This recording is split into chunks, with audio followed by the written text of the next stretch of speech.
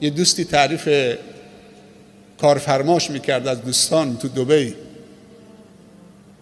یه وقتی دیدم خلوت اون کارمندش، صداش زدم گفتم محمد از ارباب راضی هستی از کارفرما؟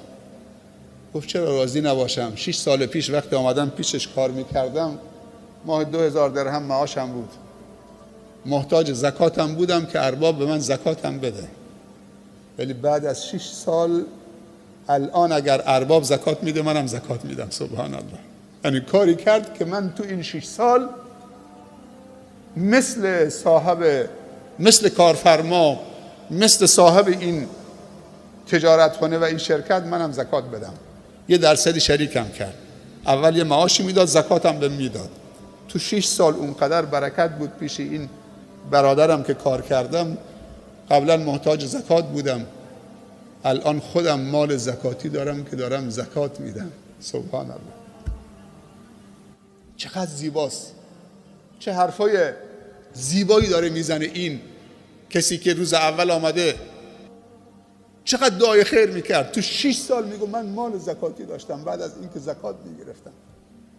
اگر اربابش 10 تا یتیم قبول میکرد 5 تا یتیم هم این قبول میکرد. سبحان الله. ولی بعضی ها 40 سال پهلو یه نفر کار میکنن، تو 40 سال هم ماه 1 میلیون که بهشون میدن. یعنی این 50 تا کارگر 10 تاشون شمه اقتصادی نداشتن که توسعه پیدا بکنن.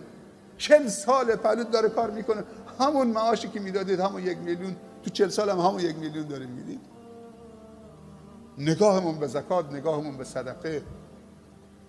اونهایی که مال دارن 1% سود خالصشون غیر از زکات تمرین بکنن خیر بکنن. نگاه کن چطور میاد. غیر از زکات، زکات که اجباری است. وقتی که مال تو حساب کردی زکاتش خارج بکن، دین تو حساب بکن، بدهکاری زکاتش خارج بکن. 2% هم سود خالص، 30% سود بردی، 2% سود خالصش هم لله چه؟ اصلا برو یک کارخانه رو اندازی بکن دست 50 نفر به کار بده. برو 10 تا قایق بخر با مجوز و با تور صیادیش بنداز تو دریا، هر قایقی برای 3 تا خانواده.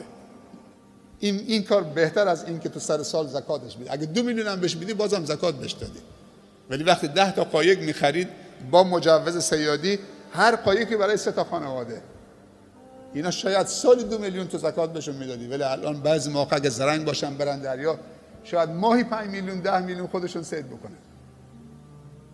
مشورت بکنین تو زکات دادنتون، تو خیر کردنتون. خیر کردن یک طرف قضیه است، به هدف خوردن یک طرف قضیه است. یه نفر 1 میلیارد هم هزینه میکنه ولی 10 میلیون بیشتر برداشت نمیکنه. ولی یه نفر 10 میلیون میده، میبینی 100 میلیون داره برداشت میکنه. پس این که تو خیر بکنی یک طرف قضیه است، این که تو خیرت به هدف بخوره، به هدف بزنی، طرف دوم قضیه هست.